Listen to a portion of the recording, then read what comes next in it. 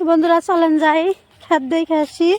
ওইবার যাইছিলাম রসুন ক্ষেত আর হইলো ওই যে ভুট্টা ক্ষেত মানে মাকই ক্ষেত। কী অবস্থা, আজকে সকালে বাড়িতে আইছি আমি। এক জায়গায় যামু, কোন জায়গায় যামু কালকে যামু, দেখবেন আপনারা।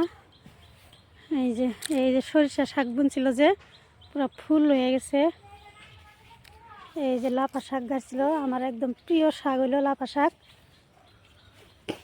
আমার খুব পছন্দের শাক, ধনিয়া পাতা ছাতা সবই। আজকে সকালবেলা আইছি আমি, একদম ভোরবেলা উঠে আইছি।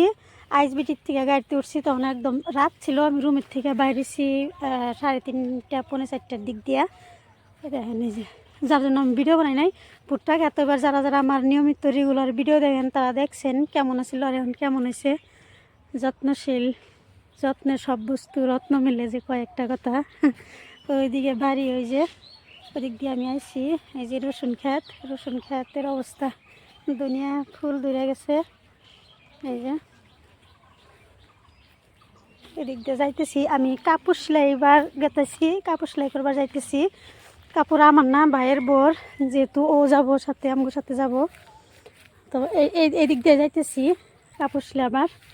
তা ভাবলাম যে ক্ষেত্রে একটা ভিডিও করি। ওই যে দিক দিয়ে মানুষ গাজর উঠায়, গাজর কাটতেছে। এই যে আজকে জানুয়ারির 3 তারিখ আর কালকা 4 তারিখে আমি যাবো এক জায়গায়। কোন জায়গায় যাবো ওইটা কালকে যখন যাবো তখনই কমু। দেন ক্ষেতগুলো এত সুন্দর হয়েছে দেখে আমার খুব ভালো লাগতেছে, যার জন্য ভিডিও বানাইলাম। প্রথমবার ভিডিও বানাইছিলাম তখন আমি ভাবলাম গাছ মনে হয় হবই না। পরে এই যে সুন্দর হয়েছে গাছ, পানি দিছে, সার দিছে, সুন্দর হয়েছে।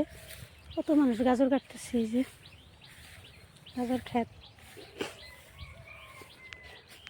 এবার আমগো অবশ্য গাজর বনে নাই,